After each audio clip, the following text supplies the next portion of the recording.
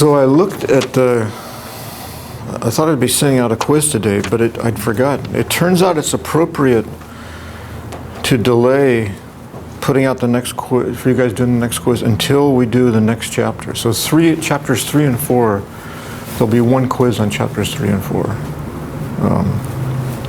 Neither chapter is all that long, and they go together.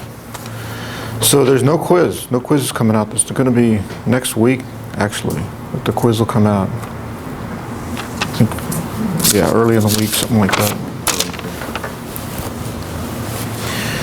Okay, so today we're going to do problems on chapter 3. And we already did the second problem at the end of the book. That's the, was the accelerometer. Okay, so we're going to do 1A. We'll postpone that. Let's do these problems that I came up with. So the first one has to do with this kind of weird reciprocity that occurs when you have a perfect differential. That's the mathematical way of looking at it. And we're going to look at it in the case of the thermal expansion coefficient. So the thermal expansion coefficient, as you know, if you heat something, it expands, right? And that quantifies that. And it's done for constant stress, or zero stress. Zero is a constant. So it's in the assignment here. It's how the strain changes with theta. Theta is temperature. And we have no electromagnetic field going on here. So that's constant. That's zero or constant. And no stress. So this is called alpha in the textbook. There's an equivalent expression for the thermal expansion coefficient. So that's what we're going to do. This is what we talked about this in lecture. So here's the idea. Because the independent variables that we're dealing with here are temperature, and because we're going to relate it to a derivative with respect to stress, we want to use the Gibbs function. All right, there's all these thermodynamic potentials, and you can generate a huge number of relationships here. We're just going to use the Gibbs function, like we did in lecture. So this turns out to be the differential of the Gibbs function. It's a natural function of the stress, the electric field, magnetic intensity, and temperature. We're dealing with no changes in, no electromagnetic changes here, which often means zero electromagnetic field. So this reduces to a function of two variables here. And in general, when you have a differential relationship like this is not a perfect differential, but it is here. It is here. And what that means is there's this kind of, I don't know if anyone's ever described it as a reciprocity relationship before, but it does look like a generalized kind of reciprocity, as I mentioned to you in lecture. And here's how it works. It's really simple.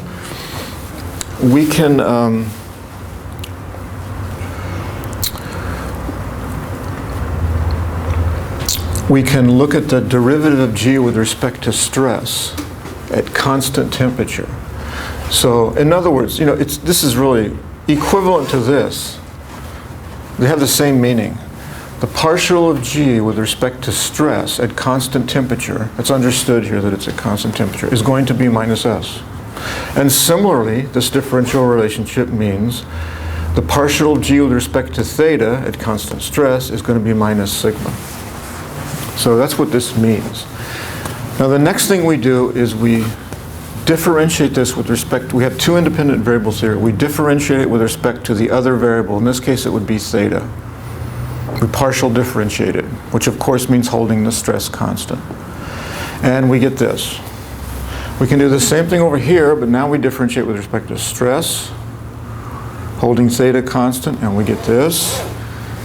And now because this exists, because this is a perfect differential, the order of this differentiation can't depend upon the order, because G exists. If G didn't exist, you could have path, I didn't tell you guys about this, but you can think of our independent variables here as, let's say, in the theta t plane. You can take this to be one of the stresses, it doesn't matter. And when you deal with differentials going from one point to another point, we look at a change, how things change. It can be, I don't know if you guys are familiar with this, but let's see, I'm not,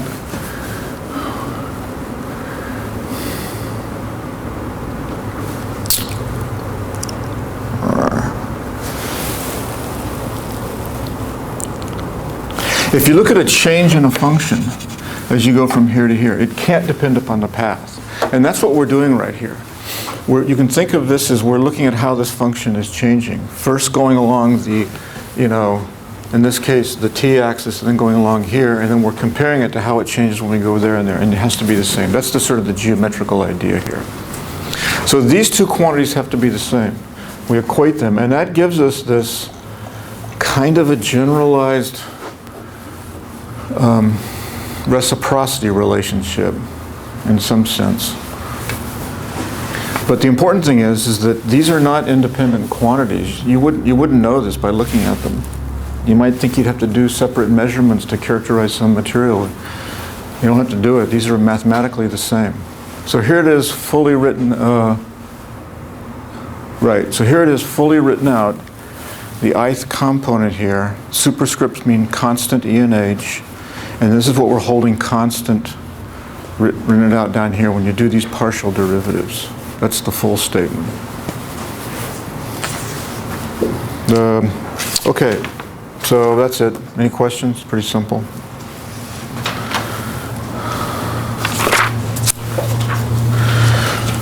Okay, the next two problems have to do with using piezoelectrics as a force meter and a shear meter. Okay, and we're thinking of this in the static case. Now I said static here, but there's nothing that stops you from doing this at some frequency. We'll talk more about that later in the course. But the typical application here for force and shear, there is an application there for essentially static or quasi-static force and shear meters. So, and often in practice, when you get a meter like that, it's piezoelectric. So the first case, the force here is a tensile force. It's in the same. We're looking at displacement and force in the same direction. So this is a piezoelectric material. It's electroded.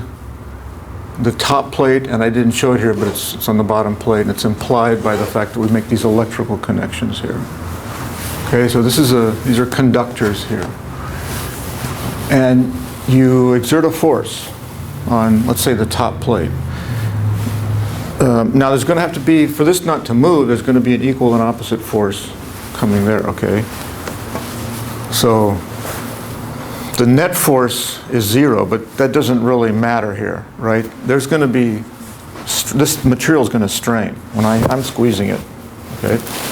So it's like the old capacitor thing, remember? The uncharged capacitor, right? You need to be careful. That can kill you. So the net charge is 0 on a capacitor, but when we talk about a charged capacitor, it's the charge on place. It's an analogous thing here. So the net force is 0, but we're exerting a force. And there's going to be strain there. We'll call this the 3 direction. And now I briefly mentioned this before, but let me remind you. Even when F is equal to 0, there can be an electric field inside here. And in fact, we're going to see that in general there is for piezoceramics. We're going to see that starting tomorrow, I think, next chapter. What we're interested though is changes in the electric field. Change due to the fact that you exert a force. So I just want you to realize that even when the force is 0, there can be an equilibrium voltage here. But we don't care about it. We just care about changes in voltage. And of course, the whole idea here, the basic idea is this is a transduction course, right? Is you want to measure this force. You can readily measure this voltage, and if you know the sensitivity, you can get the force. That's the idea.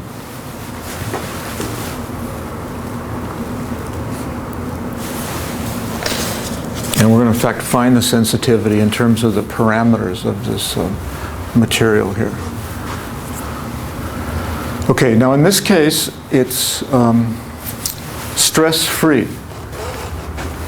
Right? I mean, this could be in air, and there could be some pressure here, but it's going to be negligible compared to the... Well, yeah, I take that back. It's in equilibrium due to the air. Right? So, and we just care about changes from equilibrium.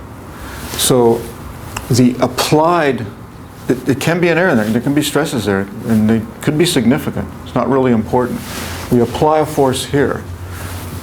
We keep the stress the same on the other surfaces. Okay, so there's one and only one stress here from relative to equilibrium, and it's in the 3 direction. So I've written it out here. Usually we won't do this, but this is only our second problem, I think, in dealing with this material. We did the accelerometer. This is like the second problem. Well, we did some simpler, those were really examples, but here we're carrying through and finding the sensitivity. I think this is just the second one that we've done. To do this problem, without going through a lot of trouble, we need to make this assumption, and this is true for piezo ceramics, as we'll see in the next chapter. And I mentioned this to you before with the accelerometer, I think. So the dielectric, the permittivity matrix is symmetric. There's no off-diagonal elements. So here are the basic piezoelectric relationships. Okay, in a vector matrix form. The little quantities are matrices, the big quantities are vectors. And we look in the 3 direction. What's happening here is in the 3 direction. So we specialize to the 3 direction. So this is the strain in the 3 direction.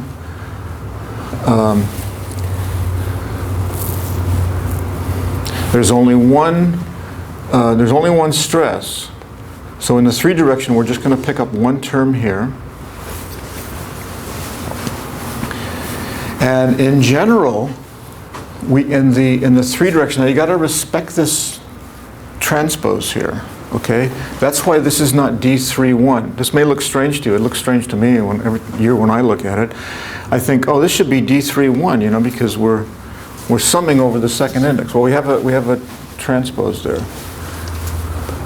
So, another way of thinking about this, incidentally, is that you can just move this to the other side and not worry about the transpose. If you take this and put it over here, then you've got the ones together. You've got E1, D13. E2, D23, then it looks nice, okay? So in general, we're going to have these. Now, why are we getting, isn't the electric, this is the transverse electric, these are the transverse electric field components. Aren't they going to be 0 when we squeeze something like that? Don't we just generate an electric field there? No, you can generate transverse electric field. And one way that can come about, again, we haven't gotten into the physics of this, that's next chapter.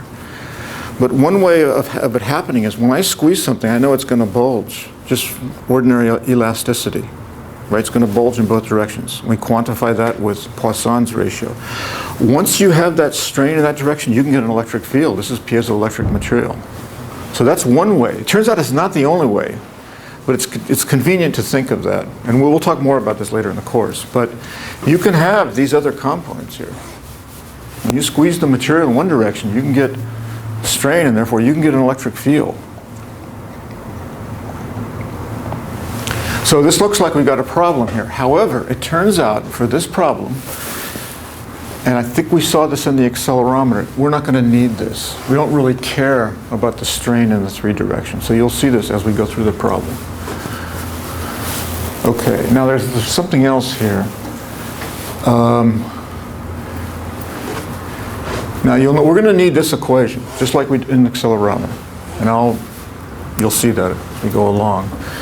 But you'll notice here that, and I pointed out here, if the permittivity metrics were not diagonal, that would drag in the off-diagonal electric, the E1 and E2, and then we would have to deal with this. The problem becomes a lot more complicated. Okay, so we're after the sensitivity here involving the force, and what's important in our equations here is stress. So the stress in the 3 direction is the force divided by the area, and there's a minus sign here, and it's, you know, it's not a big deal here. In the end, it's not going to make any difference. But, you know, I'm sure there are cases, more complicated cases, where you want to respect that sign. When we draw this, positive F means we're pushing it down, okay? That causes a compression, which is negative strain. So the stress is,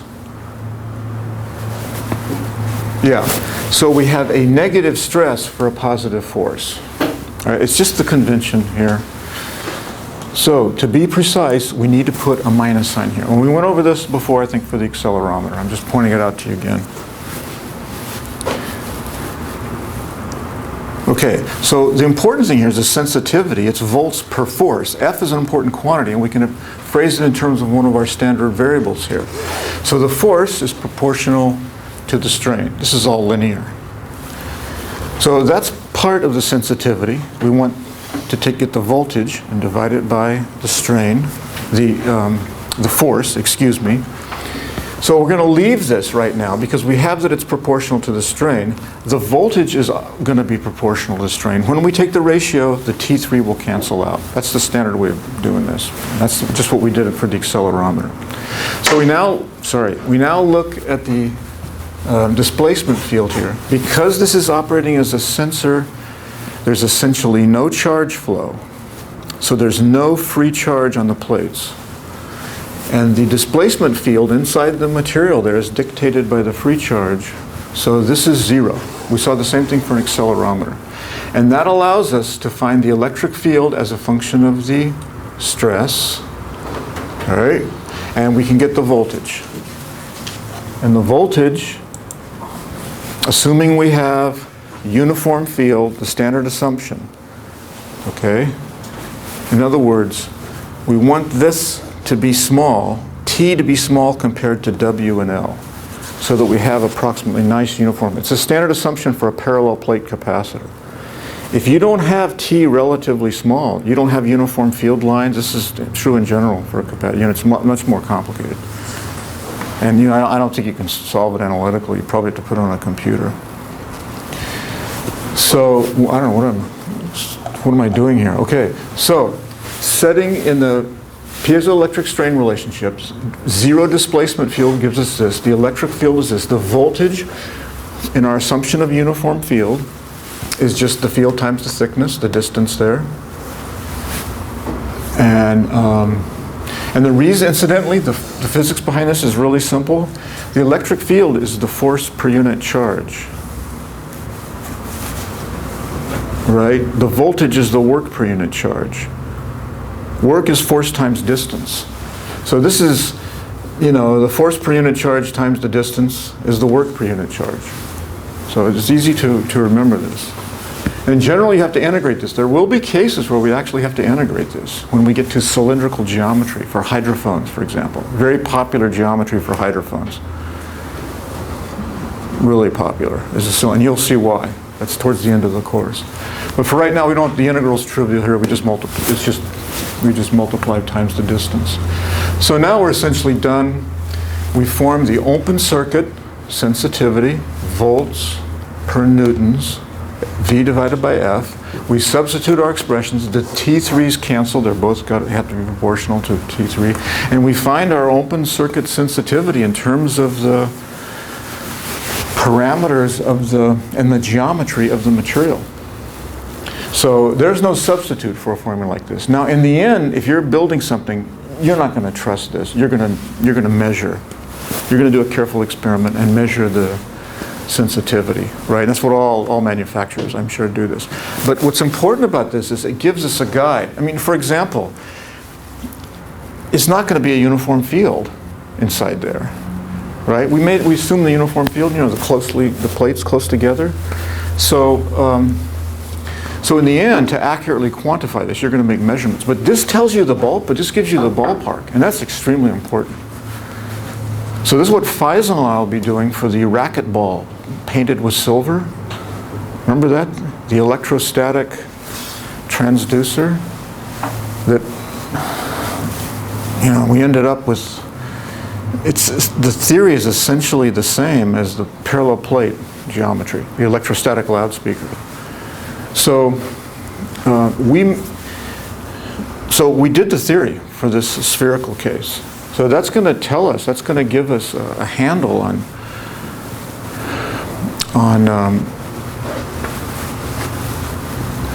whether we can expect this thing to operate in air, for example. I'm not confident at all that it's going to operate in air. But if it doesn't operate in air, then we'll have to go for water. Right, and this is the reason this is a lecture demo, so it's easier to do it in air than water, right? But we can do it in water. We have an aquarium. Every demo room has an aquarium, or should. Okay, so anyway, that's theoretical. That's the theory. Okay, so that's the tensile force meter. And these exist, I think Pasco, an educational company named Pasco that sells for physics instruction and other sciences too, sells these. So they're used in like in freshman laboratories. These meters. Students probably have no idea what's going on there.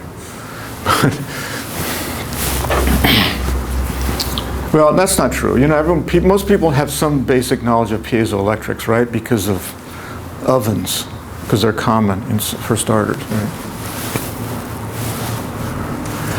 Okay, any questions? Okay, the next one is really similar, but you know, I had to come up with some problems. There's just dearth of problems in the book, so I had to come up with problems. So I finally said, okay, we'll do the shear case. Now we're going to find that mathematically this is very similar, but it is different, right? This is shear. So again, now the force is exerted this way, and you're going to have to exert an equal and opposite force, or this thing will accelerate. So, okay, but it's going to shear, and what component? So it's a shear stress is exerted on here, and what component of T is that? The way you get that is, what plane, this is the way to do it. You can make life more difficult for yourself, but the simplest way here is to say, this is a shear of what plane? The 2-3 plane. We're shearing the 2-3 plane. So what component does that correspond to for T? It's the one that corresponds to X, the perpendicular, which is 4. You know, we got 1, 2, 3 corresponding to X, Y, and Z. And then 4, 5, and 6, 4 corresponds to X. So this is a T4. And all the other T's will be 0. I don't know why you guys are looking. This is not complicated. Okay. I guess it sounds complicated. Okay, so you're going to see this is very similar, but let's go through. This is kind of an exercise, okay? The first one was a good problem. Now this is an exercise because we've already been through it, but it's just good to see. So here, everything comes from here. The stress, you know, our piezoelectric strain relationships. And now we focus on the 4 direction in our 6-dimensional space because we're dealing with the shear of the YZ plane. So we're going to, similar to before, we only have a T4, but in general these electric field components will be there. All right, but it's not going to matter to us because all the information we need is going to come from here, and the theory of elasticity, which we'll do first here. So here's the And you remember, the electrodes are across the 3 directions, so we specialize this to the 3 direction, because that's what's going on electrically for us. It's relevant for us. So the stress is always force divided by the area. Here the area, I didn't point this out in the previous problem, but here the area, you got to be careful about this. Here the area is L times W. And oh, I guess that's what it was before too. Okay, right, sorry. Okay, so the stress is this. Don't ask me whether there should be a plus or minus here. I don't know what the convention for shear stress is. We'll let's not worry about that. What? You're not going to ask me, are you? No. Okay. It's more basic than that. It's the part that shouldn't be complicated. I'm having a hard time just visualizing like what plane is being strained when we're talking about the force. So why is it the... This is 3. This is the 3 direction. Right. This is the 2 direction. We're shearing the 2-3 plane. Okay. And the direction associated with that is perpendicular. You know, if you're going to assign a direction to the shear, you can't do it that way. You can't do it that way. You pick the normal. Okay. So that's the natural thing to do here. So if you were going along, like, well, I guess what would another, like the T5 look like? So let's say the force was coming out this way. Okay. Let's say we were shearing it this way. Now, what plane would be involved there? What plane is being sheared? The 1-3? Yeah. Okay. So I know what's causing the trouble here. Yeah, I think you're focusing too much attention on the direction of the force here. Okay. That can confuse you. That's not really what's important here. Don't forget, there's another force down here going in the opposite way. Right. Those forces cancel out. So what you want to do is you want to look at the shear, the actual straining of the material. This material is going to strain.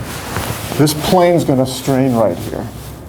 And that plane is the 2-3 plane. Okay. And when you do it with the force, coming out like this and going in, you're going to be shearing the 1-3 plane. So in that case, there'll be a T2. Associated with a shear in the 1-3 direction is we got to go perpendicular. It's the only place we can go, so that would be a T2. That would be a T... Would it be 5? Yes. Oh. 5 corresponds to 2, right, because it's a shear. I made a mistake, right? It's not, it's associated with the 2 direction, which would be 5 here because this is shear. So if it's the 2-3 plane that's being sheared right now, why isn't the applicable area T and W? Because aren't those the dimensions? Oh no, okay. You got to be careful here. The stress is the force divided by the area over which the force is applied. So it's this area. Okay. Yeah.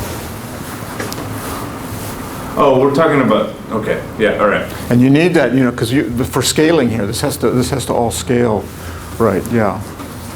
Yeah, I didn't realize that there's pitfalls here. You can easily get confused here. I didn't really, and I'm sure that I went through this when I first went through this course. I just kind of forgotten, It's called, psychologists call that motivated forgetting. You don't want to remember unpleasant things like that. But yeah, I can see there's a lot of pitfalls here. So this is why we go through these. We're going through these in simple cases, and we're doing a number of these examples. You have to see this a number of times. We're just going to keep doing it because it's really not very simple. Even though I may make it sound like it's simple, I don't know. It's not simple.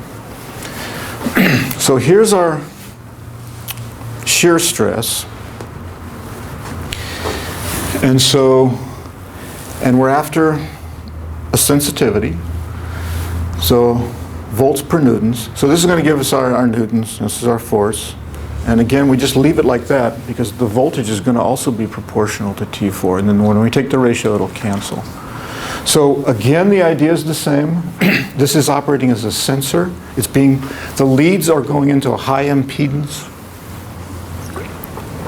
box. So there's very little current flowing, very little free charge. So the displacement field should be 0. And this allows us to find the electric field in terms of the stress, the electric field in the 3 direction, the voltage Electric field times the distance, again, assuming a uniform field, you know, close plates. And so we get an expression here, and we take the ratio. And now we happen to have a minus sign, but it's, you know, I don't think, you never or seldom ever have to deal with phase. Remember we talked about this before. This represents a phase here, this minus sign. And usually when you're dealing with sensitivity, there can be a phase in there, but you just really don't care. And it doesn't have to be a plus 180 degrees. It could be somewhere in between. In fact, I think we encountered that in a problem, right, in the past here. And in the back of the book, Brian has the phase in there, and we just took the modulus, because usually that's all you care about. So we quote the open circuit sensitivity like this. We don't worry about the sign. So this is the, if you compare this to the previous problem, it's the same except it involves D34 instead of, it's a different piezoelectric strain quantity. And of course, I mean, you know, these two things don't have to be close to each other. They can vary widely depending upon the material.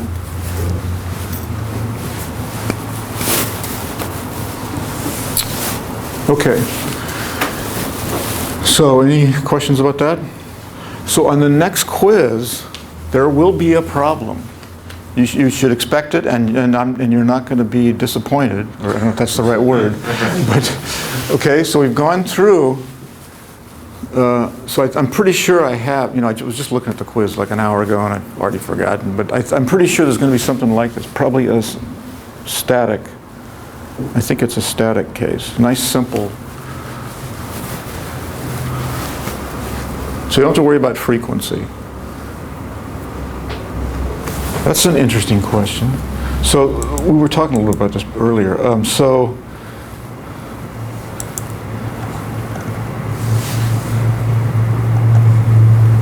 You know, I haven't really thought about this.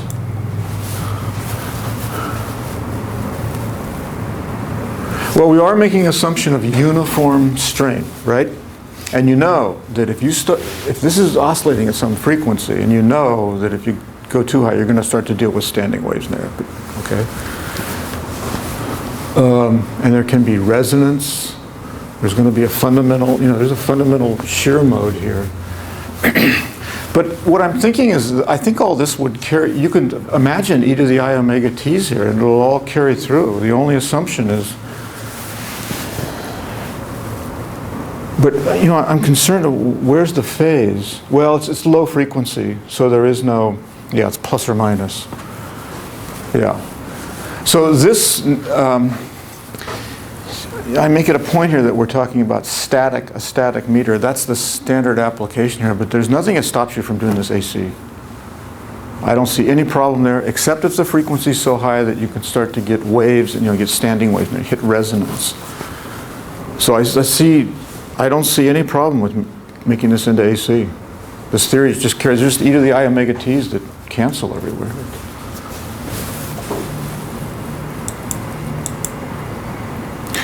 Yeah. The assumptions we made in that problem about the displacement field being 0 and the diagonal all being 0 or yeah, being a diagonal, are those going to be safe assumptions for at least this portion of the material? Yeah, for piezo ceramics, these are things that are cooked up. We're going to go through the physics of this. The permittivity matrix has to be diagonal. It's not the same. It'll be different. But we'll have, it's because of symmetry, rotational symmetry. And I'll explain that carefully to you. We'll see that starting tomorrow. I don't know, this week you'll see it. Yeah. So, you know, it's, I got to tell you, I think all authors on transduction have this problem. This is a complicated subject. And there's another popular book out there. It's pretty recent. Here's what I'm addressing. We've kind of, you know, we've moved on with the theory here, but we don't know all the physics. So these questions come up, right? So this other book, it's a two-tiered book. They give you, the first part of the book is to give you what it takes just to get you kind of doing calculations in sonar where you really don't know a lot of the details. Okay. What I'm trying to say is to go through this material like you would normally go through a subject, a scientific or engineering or mathematical subject, where you just start simple and you just start building on, getting deeper and deeper into it. It doesn't quite work here. It's just too complicated. So we've kind of forged ahead with the math here without really knowing the physics, but it's coming. It's starting tomorrow.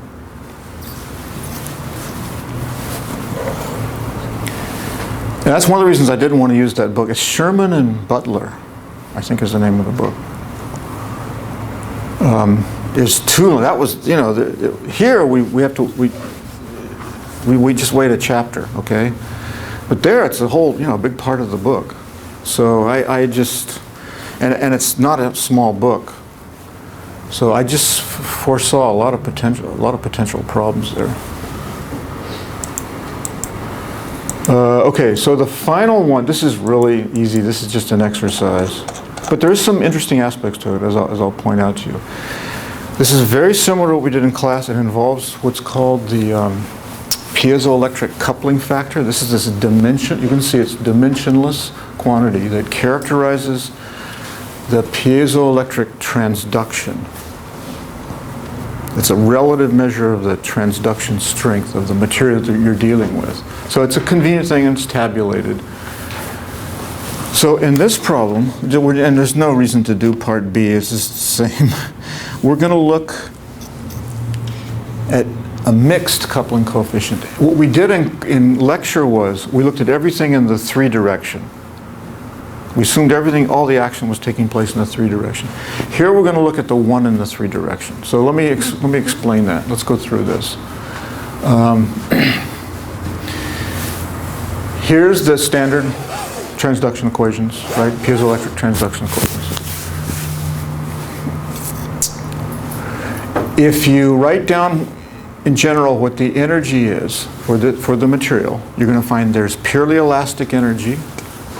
And it has this nice quadratic form here. It looks like 1/2 kx squared, or for spring, right? It's a lot of springs. So there's a lot of bookkeeping. Here's the purely dielectric energy, and then because this is a transducer, there's energy in the transduction there. You can see it's mixed in the electric field and the stress. And instantly, this is the energy going one way. There's energy going both ways here, but it's just more convenient mathematically to call the mutual energy in one direction. The total energy, you have to double this. The total energy in the material is this plus twice that. So what we did in lecture was we substituted these expressions in here.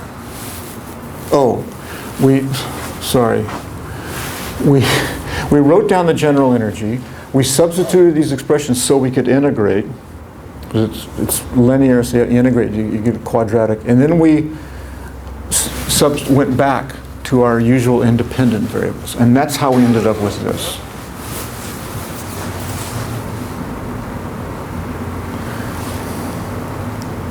So the next thing we did was we took these, and if you just substitute these into the coupling factor there, these expressions, here's what you get, okay?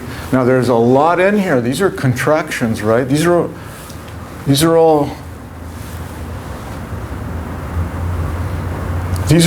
scalars, ultimately. This is a scalar. But these are matrices here slapped with vectors on either side. They contract down to a scalar. This is a scalar, this is a scalar, this is a scalar. But there's a huge amount of bookkeeping here. It's easier for us, we'll deal with the square, and we get this. So in lecture, what we considered was, we looked at all the stress and electric field only in the z direction. So now what we're going to do, and it's just a little bit different, it's just an exercise, we're going to consider a stress in the 1 direction and an electric field in the 3 direction. And we're going to assume that all the other components are 0. And I don't really see how this can be,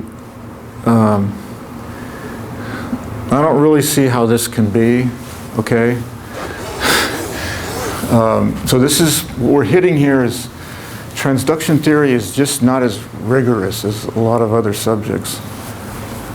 When you, remember, let me remind you, when you stress something in the one direction, it's going to stress in the other direction, unless it's clamped or blocked, okay? It's going to stress, and you can pick up an electric field in that direction. So we're making a big assumption here. And it's really, I think the way transducer people think about this is, it's just, so, okay, so it's roughly approximate. I think that's how they probably think about it here. But they don't tell you. They don't, and I never did find any author who would come right out and just explicitly say this. And it really was annoying to me. I was just, you're expecting something more rigorous here. So this is just a rough measure here of the coupling strength. So I got a little carried away here.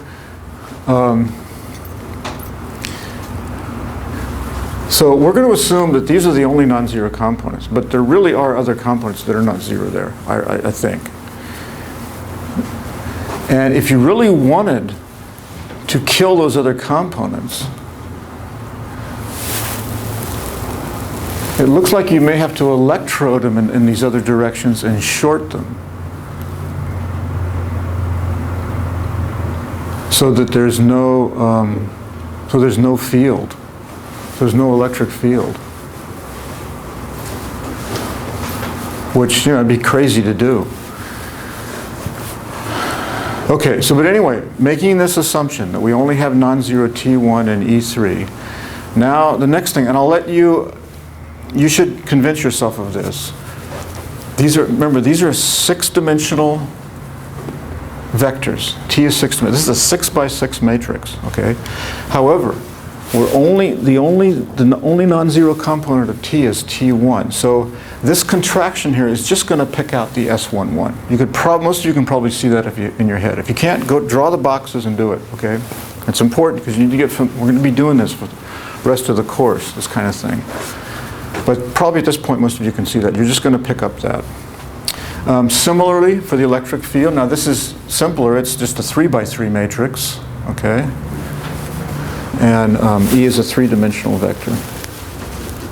So we just pick up a permittivity, a 3-3 permittivity.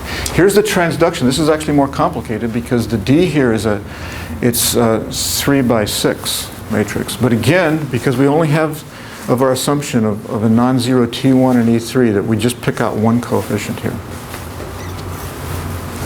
Now it's simple. You just take these expressions, substitute them into here, and we get what's called K31. And I've written here as this. Often people will represent it as the square, the coupling coefficient as a square. If you go back and look in lecture, you'll see that this is it's very similar to what we got in lecture, but there are two differences. In lecture, we had D33 because everything was in a 3 direction. Now we've got D31. It's not surprising at all. We've got D31, and also the compliance matrix here. We just had S33. Here we have S11 because of this, because we have a T1. So there are these two differences between what we did in class, and entirely expected. So again, the way I think transducer people probably look at this is that this is a rough value of this. This is, they treat this like a definition. This is the definition, okay? What's behind it is, this is approximately equal to,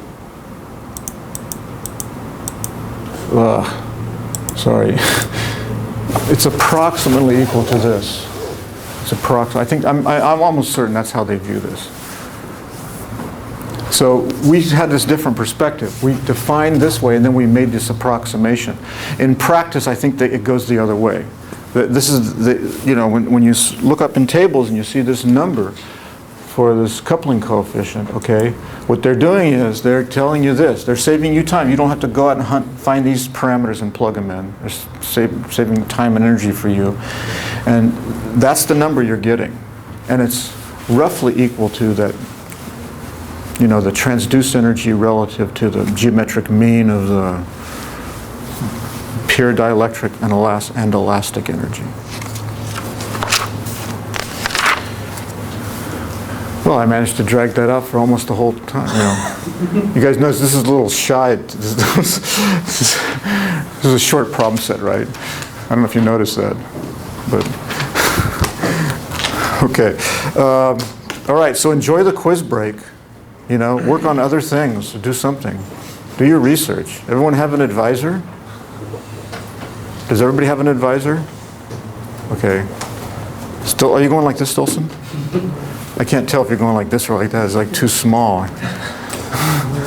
Oh, you should get an advisor. You should start working on your thesis. I will start next quarter. Okay. Yes. Well, you're different. You're different. Aren't you? Yes, yes. Well, It's third quarter. yeah, okay. Pardon me? This is third quarter, so yes, time I think. Yeah, it's good to start as soon as possible. Yes. And you find that out that's the first thing you find out about research, is you wish you had more time. And you find out how exciting it is, too. Okay, all right. So we'll get into the next chapter.